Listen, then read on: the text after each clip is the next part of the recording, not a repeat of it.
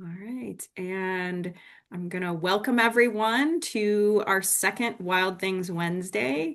And I'm really glad that you're all here and have joined us for this chilly Wednesday evening. And I we have several more Wild Things Wednesdays. We've got one every Wednesday from now until the end of March. So if you haven't signed up, feel free to sign up for many more of them, and we'll share the recording of this out afterwards as well. And at that, I'm going to turn it over. I'm really excited that Debra and Karl are here with us this evening from the Nature Conservancy, and I'm going to turn it right over to them so that they can introduce themselves and take it away. I'll start with a brief intro. Um, I am Dr. Debra Williams. I'm the Community Engagement Specialist here at the Prairies where we work together. And we kind of have a plan for how we're going to go. And Amy already mentioned that we're going to make this more conversational because everybody everybody who's on now and who may be coming, you registered for a reason. Once you read the description, it was like, I think I want to listen to that. Well, as Karl goes and introduces himself, please think of any questions that you have. Not any questions, but what aspect of the description piqued your interest so that you registered. So we'll come around and we'll share about that. But my colleague Karl Gnaedinger will provide his intro and some background information. Hello, everyone. Can you hear me? Yes. Okay, so um, I'm Karl Gnaedinger. I'm site manager here at Indian Boundary Prairies in Markham, Illinois. We're on the south side of Cook County. I've been working down here for several decades, so quite a long time. My job involves a lot of different aspects of running a nature preserve, one of which is sort of the newer one, which is dealing with humans, I mean people. Um, and so I'm going to go into a short background of what we have here. The Nature Conservancy, which employs us, by the way, is a national organization that, among other things, has its mission to save the lands and waters on which all life depends. And among the many things it does still hold holdings of natural areas. And our sites here are owned by the Nature Conservancy, but also there's one part of our partner, Northeastern Illinois University, owns part of the prairies, and we work together in management. Um, so the sites were saved starting when people in the 60s saw that there were prairies still extant and that these were actually high quality natural areas. And a saga of owning and buying land started in the late 1960s and has gone on till this time. We still have a few in holdings. So we're about 450 acres in Markham, Illinois, on the south side of Cook County. And the relationship with our neighbors and with people was somewhat of an afterthought from the earliest times. I think there's always been people here working on the prairies and managing from the 70s. And so these people did deal with neighbors and people around them in the ways they thought they should. Some of these people were volunteers. Volunteers early on were important in the management, but others were employees of various agencies which were involved with saving of the prairies. But not until much later did my organization, the Conservancy, conceive of how it has relationships with the neighbors who surround these prairies, which are unusually in an urban area. So we have a lot of neighbors. We have houses along many of our borders, many houses with many people. And when we do activities such as prescribed fire, there's a lot of people who see. A lot of people knew about our prairies in only the most vaguest sense of, oh, there's an open natural area or an open field, and weren't really aware that these areas were unique, were protected.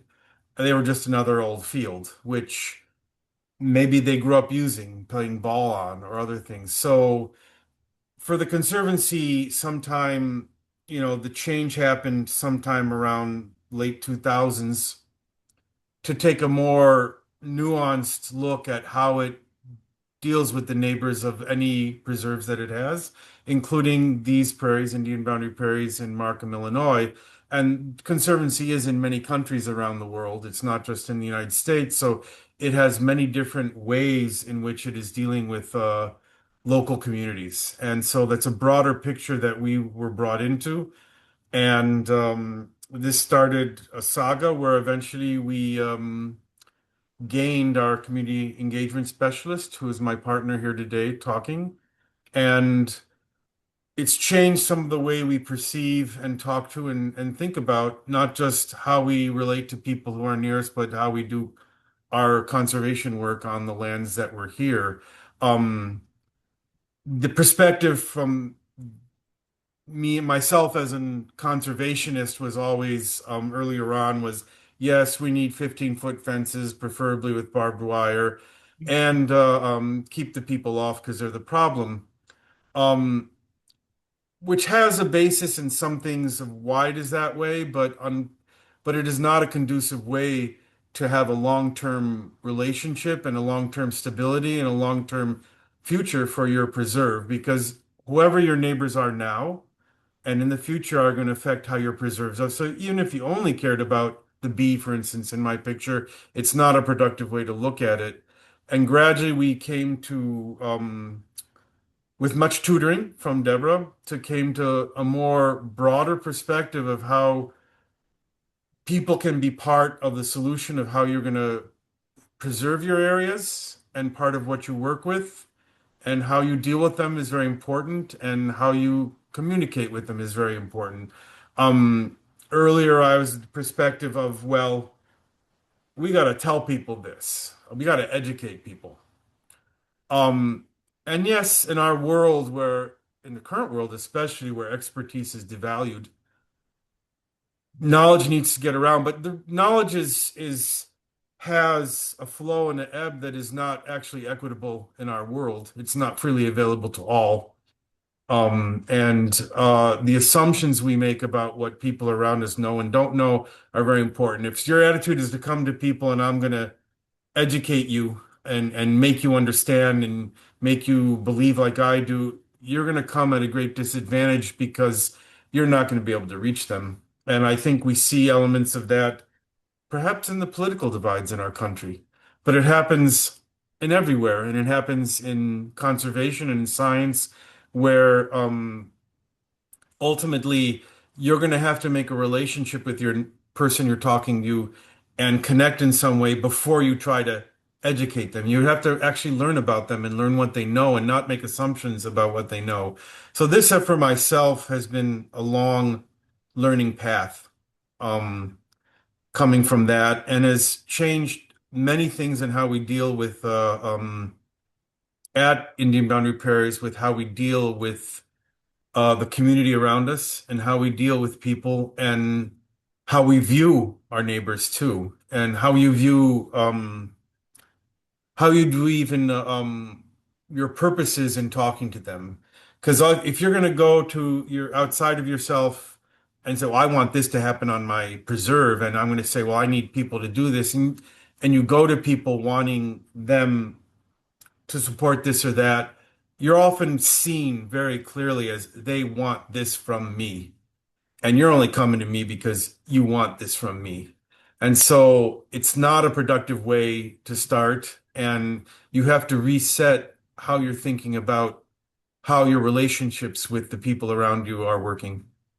And I think that's a little background of the trajectory which my path has taken me in this. And yeah, and I'll turn it over to Deborah for further comments. Okay, I really appreciate how you chronicled your journey because one of the things that's really special about mine and Carl's relationship is because he is the conservationist and my background is not that. So I am the people person, if you will, but I came in learning, and Karl taught me a lot about the conservation and a lot about the bugs, because we called him our bug man, but and the plants and that kind of thing. So it was a dynamic of learning, and I believe the dynamic of learning that we demonstrated, and even how we approached those in the community who we engaged with, kind of rubbed off, and not just on externals, but on internals. So um, Karl, if you would show the map right quick so folk can see just Oh, how we're situated. And I will do again, so. those who've come on since we've been talking, there was something that piqued your interest to register. And so we're going to really have more of a conversation so you can get the information that you want as a result of the kinds of things that we're talking about and what we are introducing through what we do here at IBP. So I have up there a picture of our sites. You see, we have five discrete sites which are separated biogeographically, but also physically, however you want to put it. And and you see the nature of the urban area and how many neighbors we have, and that we're definitely an urban site. Anyway, this is the location. If you don't know where Markham is, it's where I 294 is crossing I-57 right there. So we also have impacts where when we do things like prescribed fire, we have these super highways to think about, which doesn't make that easy. Did you want to show your others or no? Oh, the other, let me see what pic- I Slides. don't hold on here. Technical things. This is an example of burning at the Indian Boundary Prairies. We are one of our big things is reintroducing the natural disturbance that is fire onto the landscape, and we do it with close proximity to roads.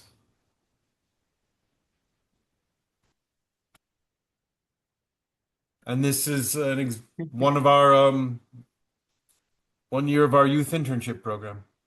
Our very first cohort of the Youth Environmental Thinkers intern program.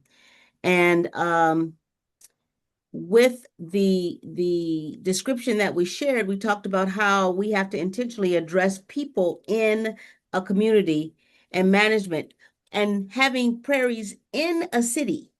And then how do we engage? How do we introduce? How do we learn from one another? And that's a big shift often. And you can take the picture off right quick. And I'm hoping that once he takes the picture, oh, I was going to say I'll see more faces, but the faces I see are wonderful. But if you ask a question or when, I'll say, if you don't mind coming off mute, it'll be nice to talk to you face to face as we answer the questions. But we talked about how we have to be have the right perspective, and that perspective of considering people and nature. We have to be engaging as in talking to people. And everybody doesn't know how to do that, may not be comfortable with it. And then being intentional with connecting directly with people and considering their perspectives and ways of operation, and the flexibility in meeting and making adjustments when needed, and not necessarily anticipating those adjustments that we need to make. So we have a wonderful opportunity here in what's called the Prairie Capital of the Prairie State. Because of the 5+ prairies that are here in Markham, we have a wonderful opportunity to show that it can be done. What considerations have to be put in place when we're getting ready to do a prescribed burn? How the stewardship team has to go around and take information to the neighbors to talk about when the burns are going to be, how we have to do the smoke monitoring and all of that. And then when I came out here in 2018, and I'm the very first person in this position, and I would go around the neighborhood and I'd mention the name of the prairies, and they would say they didn't know about those.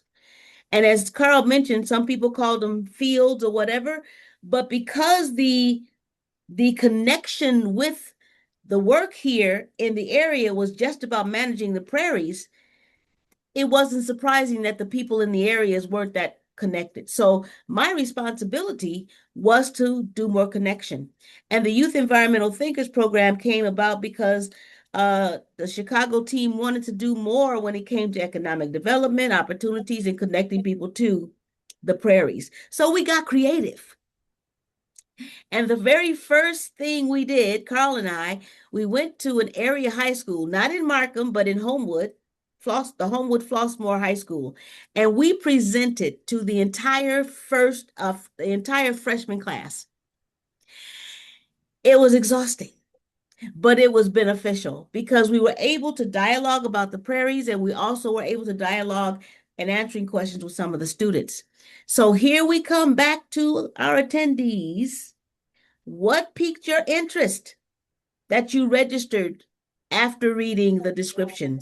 And you can raise your hand in the react area, or as we can see you, and then you come off mute.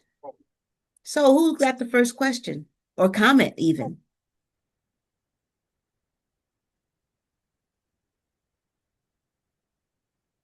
I don't believe there is none because you came because something about it said, I think I want to check this out. What do they have to say?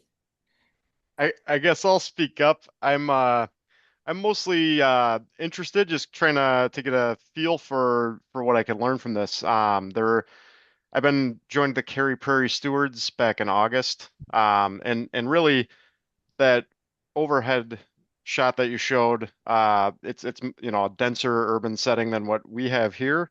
But certainly it's similar. I mean it's all, the prairies that we're working on are kind of just built into the community here. So they're built into the one we've done the most work on this year has been the Water Tower Prairie, which is bordered by wastewater management on one side, a golf course on the other side, a neighborhood on the other side. So you're kind of right in the middle of civilization. So it's been interesting, and I'm still new enough to it where I don't know yet what the long-term challenges are going to be. So I'm just trying to get an idea, and I figure this is a good place to learn from those who have got more experience than me. So I guess I don't have a question, but figured didn't want to leave everybody hanging if nobody's speaking up. Well, well, I know that Sally Freeman came on too. So if we can go to her right after I say something with what you just said. Karl said something about dealing with the why we're doing what we're doing, and also not making assumptions about what people know and don't know. And when we are, no matter where we are, there's going to be some people somewhere. So we have to be willing to even engage, not just nature, when we're doing the work that nature is very much a part of. Because the analogy that I often share is don't ask me to keep the trees healthy if you can't see me standing in front of the tree. So it's the people and nature dynamic that we have really talked about into with as we are out here managing the prairie. And just saying hi to somebody, we don't know what'll happen if we just see them when we're doing the work, because the conversations that can come up can be beneficial for the work and for the people. So it can't just be about us, if you will, not just about the stewardship, not just about keeping the prairie healthy. And Karl mentioned, and I think it was you, Miss Freeman, who put the 15-foot fence comment in the chat with the laughing. Now I'll bring it to you because you can tell us a little bit more about even why you put that in there.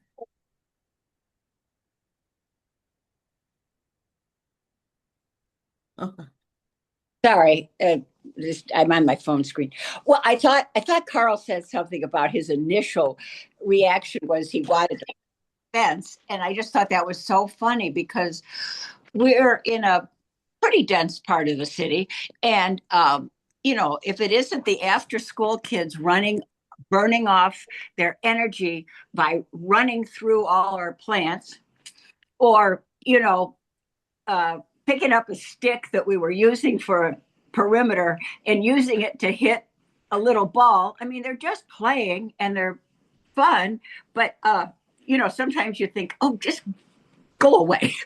But And you got to do that now. And but we've got this tiny little space, and we have some other space around our community garden that isn't really a prairie, but we're putting in a lot of native plants.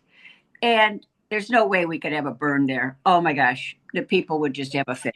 It's very, but but and yeah. I know I'm interrupting you. I know I'm interrupting you, but gotta ask you a question because it feeds into the focus of this talk. When you mention the kids running through and picking up the sticks and all those kind of things, how do you deal with that? And how does that relate to your getting your work done? Well, that's a question. I mean, the kids come and go, and a lot of times, a retiree like myself can be out there, not all the time when they're there, and just ask them questions. And as you said, when we do, either try to engage with them somehow. And I've already learned a lot tonight. Don't just go out there and say, "This is a nice plant. Don't you want to learn more?" But the one thing I used to have a little more energy for it was to say, "Oh, do you want to do something?" And they love, the little boys especially, just love digging and using a wheelbarrow. I mean, it's literally a lot of fun because So you did engage them, which meant that you got an opportunity to learn and to grow. Yeah, it And just. I'm gonna. But yeah, but what my question about engaging is, yeah, do you tend to have parties, or is it really just a one-on-one educate our team? It's multifaceted. And we have the Youth Environmental Thinkers intern program, but we also do what's called the Awe of Nature Festival. And we started that in 2018. We missed 2 years because of COVID. But the first year, it was just 50 people, less than 50 people. And we've had upwards of 350 over the years. And the purpose of the festival is to connect people to people and people to nature. Because very often everybody that's on this Zoom is unique, as valuable as the plants and the trees and the animals and those kinds of things that we address with the wild things. But if I don't take time to even think about the value of you, I don't get to see you. I don't see you. So when we start connecting people to people to nature, both people and nature are going to benefit somewhere down the line. And when you were talking about the kids from school, I remember, Karl, what were you doing over by Central Park School when the kids came over? And did they ask you a question? Do you remember that? I am not. Oh, yeah, that was I can't remember why I was there, but they came and accosted me about certain things and we had a conversation. I don't know if I was doing plant monitoring. It might have been plant monitoring. And then from that encounter that Karl had with those children, I went over to the school and had a conversation with the principal, which resulted in us going over to the school one day and having a prairie day. Oh. And we took the fire equipment. We shared a whole lot about the prairie. So even just to give this example of that it's important that we even are willing to shift our paradigm if we're going to be talking about people and nature and not just people in nature. Because that's often what we do. And it's often we're going to educate them. And as Karl said, if we don't talk to them, they may know actually more than we do. Or we'll find out where the interest lies. And that's how we have been able to do the stewardship, the burns, the youth intern program, the Awe of Nature Festival, conversations here and conversations there, because we had to shift the paradigm of we just got to take care of nature. So in what we're doing, we can interrogate our own why. And then the how is important. So we have Nolan, Ken, Don, Sandy, Jackie, Penny, Laura, Carla, Heidi, and Gladys. Do you have anything, and Jesse, I see Jesse, to share in terms of what piqued your interest when you saw the description to register? Or with what we've already shared, Do you have a question or a comment?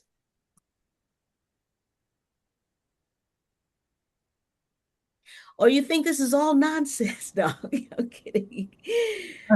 Sure, I can talk. This is Heidi. I apologize. I got an old laptop with a bad camera, so you can't see me.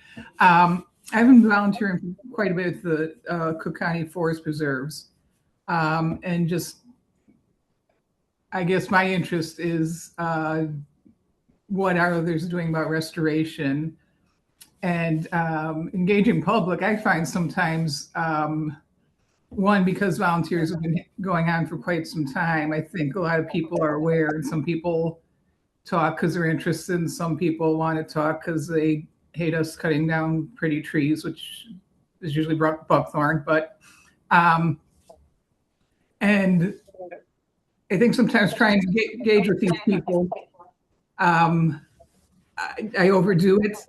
You know, they just want to ask a question and move on their way in 30 seconds, and they can talk about, you know, restoration for hours. So I guess a little bit of my problem is understand what they're asking. If they just want to, you know, a 5-second answer, or I can, you know, give them an hour tour of a forest reserve, and, you know, just understanding how to engage better. There are no simple answers. But I appreciate your even recognizing that area of communication that you feel you need to get better with. Because if we don't interrogate our own skill set, we won't be able to learn what we can learn. So even just saying that, I appreciate you mentioning that. And I have found, because I said I'm not a conservationist, I'm more of the people side of things. My background is none of that. I've learned a lot. But if we aren't good listeners, we're going to be not so good communicators. So as we're focused on taking care of nature, not forgetting, and some people see people as part of nature, but that can kind of be an umbrella that we'll use that is a cover up for we know you're a part of it, but we really don't want to talk to you. But looking at where our skill set should be and the whole why of it, because the folks that are doing it now aren't always going to be around. So with the interest level, with the expanding the demographic for the work, having conversations is important, and not just to get people to believe like you believe or to do what you're doing, but to value the people as people, because you may intersect at another place, at another juncture, where there's going to be benefit even more than we ever thought. Ken came on, and Laura came on, and Matt, you've been on. And what time are we finished, Amy? I mean, officially we're ending at we end at 7:30, but okay. Okay. Can I say something? Do you hear me? My internet connection is a bit unstable. It's coming in and out. I hear you, then I don't hear you. So I'll type it. Oh, I'll type in the chat. I'm like 100 miles from Markham right now, so I'm a long way away, and cell service is slow. So I will type my comment. I'm hearing you now. We're hearing you now. Well, I alluded that I'm in Walworth County, Wisconsin right now, and there's a very strong volunteer group, but population densities are quite low. So I'm envious for the many valuable aspects of the urban nature preserves and natural areas. The resources of people is the answer to these long term. And you know, the comment about fencing, which doesn't work, but kids playing in prairies. I think many of us in the audience had our starts by playing, you know, nature play. And you know, to have a school class just wander through a prairie, and I know we're very protective of those things for good reason, but there's a big picture of the benefits of people walking through and touching a tactile experience instead of just this is prairie dock, this is ice white butterfly. It just goes goes nowhere sometimes. So I wonder in the Markham Indian Boundary Prairies if there is a lot of that, not lessons, but let's explore kind of approach. Karl, you it sounds like maybe you have a lot of that experience or opportunities. All right, I hope you heard everything. Yeah. Yes. Yeah, thank you for that. We have had that on occasion. I think we would like more. We're trying to open up access in a reasonable way for many of our prairies, because a lot of our prairies were very hard to visit, um, and still are because of the nature of their location and how they were designed, and an infrastructure not being there, for instance, for parking or this or that. So as we move to open up access, there'll be more trails available and people to go through, and I think that's great. Yeah. There, it's one thing to lecture about it, but the other thing is to the experience that you're talking about. I think in our world, there's very few things that can compete with the electronic world that a new generation find themselves immersed in. But one of those things that can compete with that is being outside under an open sky with living things around you and touching them. And I think it's an important part of human health, and it is a way of getting people into appreciation of that. And it's hard for sometimes people in conservation, some people go into conservation to get away from people, and maybe they're not good at talking to people. And Deborah alluded that that's a skill that you may not think you need to develop, but I think developing that, I've changed the subject, but developing that skill of talking to people is something that can be cultivated in the natural areas world. And I'm thinking of professionals around, but I'm not sure in the volunteer movement how much that is true. Maybe it still is. I don't know. Just a comment there. And what you said, Ken, the Youth Environmental Thinkers intern program, we did not, when we do our application process, we're not looking for young people who just are wanting to go outside. We had people that were part of the program that didn't even like going outside. We didn't go after just the environmental enthusiasts. So the cadre of young people that we had the opportunity to engage, going outside with the ticks and the bugs and all of that, they still came away from saying, wow, I didn't like the ticks, but I really enjoyed this, or I really enjoyed that. One young lady who didn't go outside at all when she first came to the program, by the end of the program, she was going outside to sit on her porch at least. That was a win because they got to see the magnificence of being out there, and they had assignments where they had to go take a walk in their neighborhood without their phone. And they had to pay attention to who's around you and what's around you. And they value that. We had a young lady, we still did the program during COVID. It was on Zoom. And we had a young lady who joined from California. And we had a Zoom reunion before the end of the year. And that young lady says she still does that to this day, that she remembered that as being so very valuable. So yes, the seeing, the touching, and even dealing with the fact that I don't like bugs. And I say, what's wrong with you? Why don't you like bugs? No, no, no. I don't like bugs. So how do we nurture that person within the opportunity to go outside so that we don't come away from you all not you like bugs, but I don't like bugs, but you should like bugs, and it being a battle versus an experience where we're learning from one another. And I saw stuff in the chat that I did not read. Amy, help me out. I just saw it Well, pop up. I wrote one of them, but I actually said if they didn't like to go outside, why did they apply? But I wonder if that actually Because is, we so how could you, I'm very curious about this youth environmental thinkers group and cohort that you've talked about. Could you, and maybe others on the call might also benefit from, can you explain more about that? And because it does, I am curious, like, how do you get young people to apply for something that don't like to go outside to something that's called Youth Environmental Thinkers? well, we got to go back to connecting with people who are in schools, connecting with the city, and when we send out the application, how the position is defined, the language in it.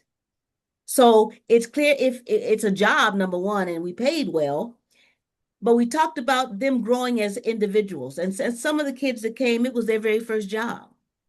So we didn't say, if you like nature, come on and join us. We didn't say that. If you want a job, if you want, and those things that we put in it were the things that they at least could connect with to start the process towards becoming an intern.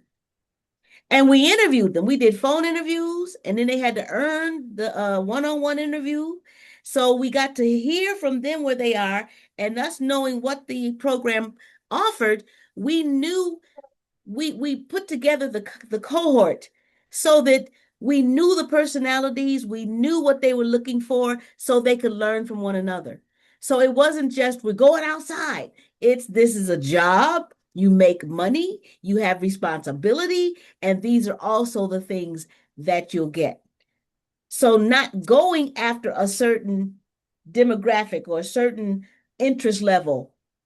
We didn't get them to apply, they chose to apply, which made it possible to have a mixture of young people. And we didn't just deal with the stewardship aspects of what the Nature Conservancy has to offer. The young people spoke to people in other countries.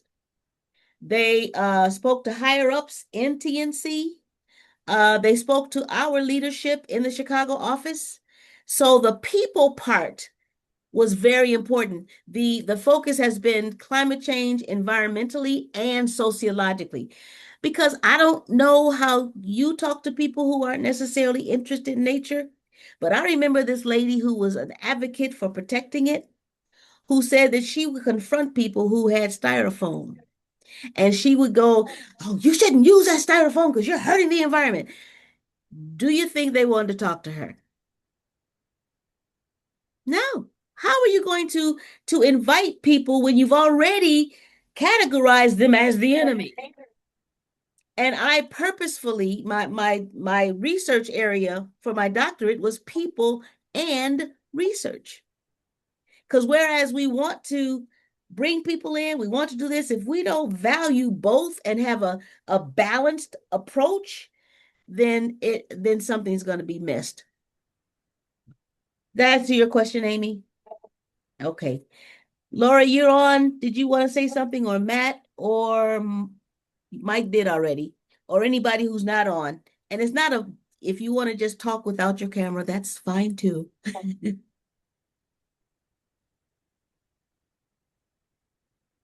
I'm happy to say a few things. Can you guys hear me? Yes. Yeah, Debra and Karl, I can't wait to see you guys at Markham sometime. It's just really great to hear all these wonderful things that are happening. And the focus on people is so critical. I came into this through volunteering and a job, both. Really a job first, then volunteering. But the volunteering is where, Karl, to answer your question, the spirit of teaching and really good ecologists who were never professionals in it is alive and well. And it's just a wonder. It made me pursue a career in ecology. And the reason I'm here tonight is because I just took a job in the middle of the city where I now will be managing parts of Lincoln Park that are managed in Prairie and other natural area communities. But I'm really interested in how to make them as good as nature preserves, because people see prairies in the city and they're like, oh, goldenrod and milkweed. Yeah, and it's great. I love this. It's like a gateway for people to see things like Markham. And like behind me, the first time I saw Chewauquee Prairie, which is what you're looking at in my background, changed my life. And so how do you get people closer to that remnant prairie quality? Because that inspired me a lot. And I'm a plant nerd and I just love prairie remnants and also prairie restorations, but finding ways to actually do the ecological work to establish a remnant prairie is going to take, forever. It can't be done, but it can be mimicked and it can look like it, which is inspiring, which is the effect I'd like to see in the world. But it's going to take people caring about it to get it there anyway. And so I'm here because it's just important to me. When I saw City in the Prairie, I mean, I'm now doing that where I used to be doing that in the forest preserves. I'm now doing it in the middle of the city, and I'm just looking forward to hearing about how you guys talk about engaging people, because that's going to be probably the bigger side of my challenge coming up. I have experience with prairie restoration, and I think if I can apply fire in Lincoln Park, I can do it. But if I don't have people, then that's going to be tough. Well, my suggestion is care about the people. Yeah. Because if you're only going to get to speak to the people to get them to help you, you can sense that. The one you're talking to can sense that. And you're being in you said Lincoln Park area? Yeah. Finding out, going to the places where the people are, and even just having conversation, and what can come from the conversation. You can say, do you know, this is what I do. And even in just sharing, you'll find people that'll have interest in having conversation, in creating relationships, even the relationships you already have. That way of approach is going to provide for you the cadre of persons from which you can pick, and then also be interested in what they're interested in, because that piece opens the door for, as one of the people who used to work here says, they'll love the prairies because they love you, or they like you, so they'll love the prairies. They may not care initially, but because we've created a relationship of mutuality at some level, some may say, I'll at least try it. But if we don't know how to talk to people, we'll keep the same group, or we'll never get any extra people. And Karl knows that I don't talk about getting folk to do nothing. Because if I am coming to the conversation to try and get you to do something, I already have an agenda. And Absolutely. that dictates literally how the conversation goes. So that's when I talked about the why of what we're doing, and really interrogating ourselves, because we can cut off conversation because of why we're trying to have conversation. Does that make any sense? It's such good advice, and I totally love it because that's what I learned early on, and it's still the main thing that makes sense, and I'm glad to hear it from you. Thank you, Debra. Well, you're very welcome. I'll also add, in terms of the quality of the restoration or the goals of the restoration, that ultimately to get people to see the natural world, starting with goldenrod, is a good first step. I think bringing people to the prairie, it's so variable at times that you're bringing people out and there's nothing to see, and you could say, oh, 2 weeks ago you could have been out and seen this, or maybe some weeks later that. You never know what you're going to get. It's being out there constantly that you see the wide variety and sometimes the incredible sights you see. But just starting people with just plants is a way to open up into the world that we live in, a world that's so divorced from open natural areas. Growing up in a city that anything is a gateway to the miracle of the green world. And I think you can use anything you have there. And I'm still want you to try the best as possible to make them the best restorations. But for the opening up and spreading the word, you already have a start with what you have. And Definitely. I'm sorry. Go ahead. I wanted to mention, with Karl's longevity here in Markham and with the prairies being in the city, there's a lot of dialogue that occurs in terms of the growth of the city and the presence of the prairies. So we have relationship with the government in Markham. We go to the city council meetings, and when I first came, I went to the city council meetings just to be in their area, just to be in their space, in what was important to them. And I didn't come saying, I'm coming to tell you about the prairie and I want you to come. Nope. It was just being there, listening, learning, and having dialogue. And because we have connections with the city government, it even contributes to the work that we do here with the restoration and the management. And it's not a tug of war. It's not a fight, if you will. We stay, there are sides because the city still has to function. They still have needs, and we can't just say, well, we got to protect the prairies. We're not talking to you. That hasn't been the case. And Karl has had a lot of opportunity to dialogue with the city as the city's trying to do what they need to do. And then we have these protected areas. But if you don't know how to talk to people, there's some things that's just not going to happen. So it's people at every level. It's people. It's just people. Whether the high school, the kids running through the prairie after school, or the mayor of the city. Ken? Yeah, it's people. I'm curious how you handle other natural areas in other communities. When I think of Hegwish or Sandridge Nature Center, is there an understanding to the people that are involved in Markham of it's not just us, but there's these other places, or is it very kind of Markham centric with the outreach or education or exposure? How do you handle that? Well, the Awe of Nature Festival that I mentioned, Sandridge Nature Center is there. Actually, one of our sites in Chusa is there talking about buffalo. But we reach out and people have come to the festival to table and to be a participant. We don't do anything in Hegwish, those kinds of things. Most of the restoration and that kind of thing is local. But in terms of connecting with others, one of the ways that we do that is through some of our other partnerships and through the festival. So we have to be mindful of what we can do and what we can't do because of the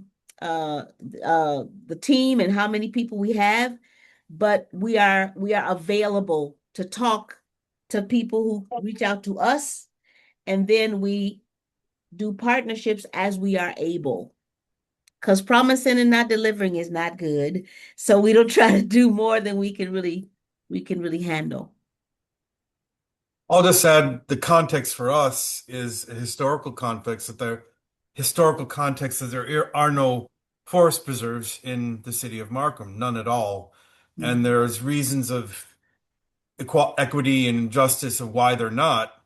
And the open space that is in Markham is largely, well, the prairies, and they're all dedicated nature preserves, so they don't have the variety of purposes that many forest preserves can have of different types. So there's also that historical context that's part of how things are communicated here.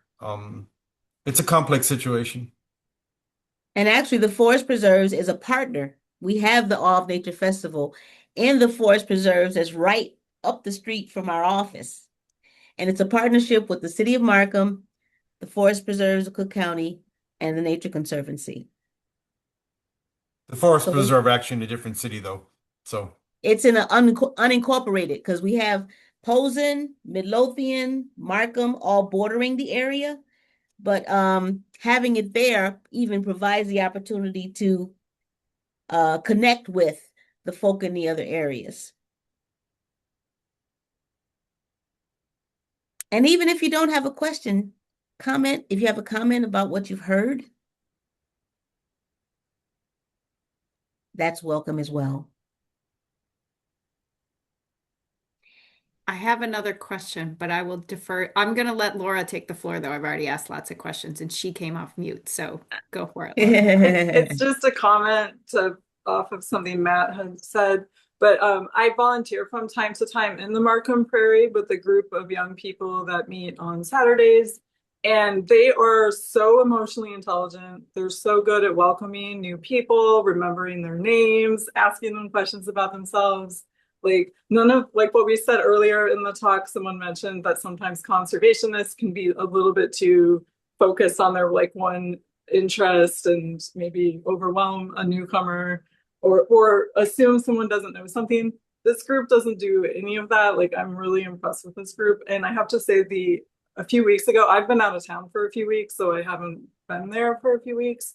But a few weeks ago, a young woman came with her sister from Calumet. So it's really nice to have like someone really from the neighborhood come, and just, it was really cold out. And I couldn't believe, I'm like, oh wow, like someone actually came out here when it is cold that hasn't already been associated with this prairie. And I thought that was neat. And they seemed to have a good time. I guess I don't really know if they have a good time, but they seemed like they did, because we had a bonfire and we had to call the fire department before we started the bonfire. And they got to go through that whole process and burn aronias. They seem to have a good time. And so I hope that's really encouraging for the upcoming season, to see some more people from the really local community kind of like show up and see what this group is about. But we've been meeting a few times in a cafe in Posen, and I think it's really great to, when you get out into community and go to like some community businesses, people in that cafe are curious about what this group is, and then you can put a little flyer up. And so there's just so many ways to reach out. So I don't know, I just felt very encouraged by this group, to see like young people actually engaged with something outside like that. So thanks for sharing that. Yeah, that's really great to hear. It's really great. And Karl, we've met Karl. Karl used to I remember work on our help with some programs. The Nature Conservancy. Karl would come and do pollinator programs when I used to work at Lurie Garden downtown. So Karl's such a fantastic communicator, and so it's really good to see you, Karl. That's why I joined this. But I always come to wild things, like the in-person wild things, but like to see this was really great. So this is great. And I love, Matt, your Chewockie Prairie background. I love Chewockie Prairie, and definitely Markham Prairie has some Chewockie Prairie moments. We're just that true remnant, and things are really balanced. And then other parts that just need both have the royal fern and cinnamon fern. There are a lot of actually similarities. Yeah, it's great. Lake Plain Prairie. Yes, yeah, that's a great prairie too. I don't want to give the wrong impression that our being out here, that the residents and the people are just really all in the prairie and really excited. I don't want to give that impression. We're still working to partner, hard. Still working. And it's not so we can get them to do something for us. That's not how we get the relationships going, because otherwise it's a holistic thing, because the city of Markham has needs, and we might be able to be a conduit for that. Karl and I went to the junior high school as judges for the science. What was it called? It's like a science fair. And when they asked us to come as members of the community, I was touched, because we haven't been members of the community. We've just been in the community. So we've been working so that we're not just in the community, we're a part of the community.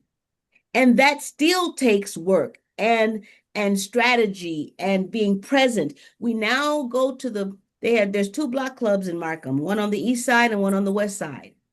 We had some of the residents ask questions about the burns. So it was 3 of our 4 of our staff that went to the block club meeting.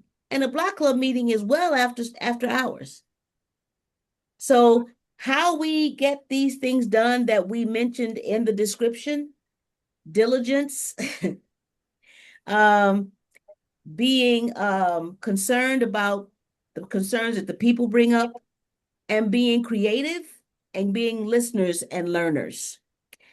And there was something in the chat that I tried to read and couldn't read the whole thing. Heidi asked, does anyone find that listening to neighbors' concerns and addressing them help? Yes. One of our stewardship staff encountered a lady that took herbicide, and was spraying everything, just killing everything. And he went over and had conversation with her and talked about what she was doing in a way that there was a conversation. And I think she stopped spraying everything. which was good. She still sprayed some things, but she was willing to learn and she listened to what he had to say. And then even when he would go over there, she'd give him Coca-Cola and seltzer water or whatever. And they became communicating. They communicated. So yes, it does benefit. And um uh we had a neighbor meeting one time, and this particular neighbor was not necessarily nice to talk to, and she just wanted what she wanted.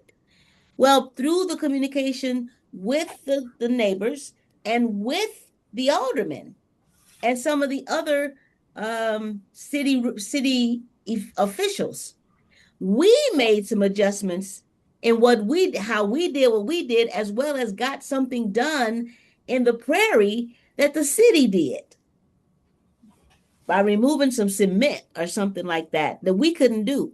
So talking to the neighbors and talking to government has assisted in our how we do what we do, and even people having information and communicating about what is done and what their needs are.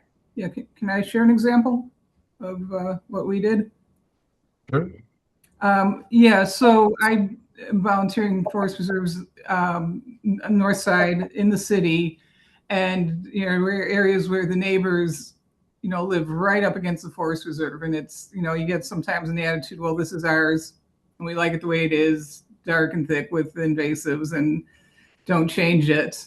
But one of the things they don't like, and none of us likes, is contractors or whoever just dumping garbage. They're doing the dump and drive of stuff. And we found that even in areas that aren't priority, but we don't want to work, but if we, clear the brush and the buckthorn for just 10 feet from the street, that helps discourage, because now that's clean, that does discourage the dumping. So even though this wasn't an area where it was our priority to do work, we do a volunteer day and just get along the street, and that would build the goodwill of the neighbors, because hey, we're addressing the dump and drive problem. And yeah, even though it wasn't our first priority. Thank you for that.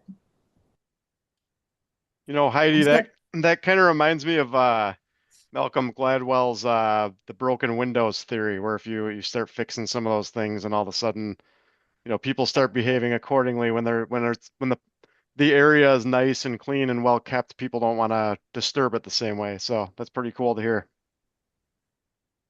And I'll make my last comment because it's just about 7:30. The invitation and welcoming people into the spaces that deal with conservation and all of those kinds of things is making it relevant in a manner that says, oh, that meets me where I am. Not just telling people you need to plant native plants because the decline of the monarch butterfly is precipitous. Well, that may catch some people, but others, it's like, who likes to eat? And then going into the fact that the monarch butterfly, among others, is a pollinator. Oh, that's how that connects to me. And being able to do that in a manner where we see the both and way. And that's some of the things that we've done here in Markham, and we're still learning. We're still learning, strategizing, and growing. Karl, your last comments?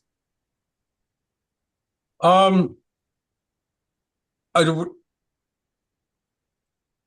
was I going to say? I guess I had a couple comments. I think I'll go back. The thing with the relationship building that's necessary. Sometimes you're in an organization that may not take cognizance of how much time it actually takes to make a relationship, and want this done really fast and this fast, and not really realizing you really have to build a foundation to do this. And that could be a foundation with each individual person.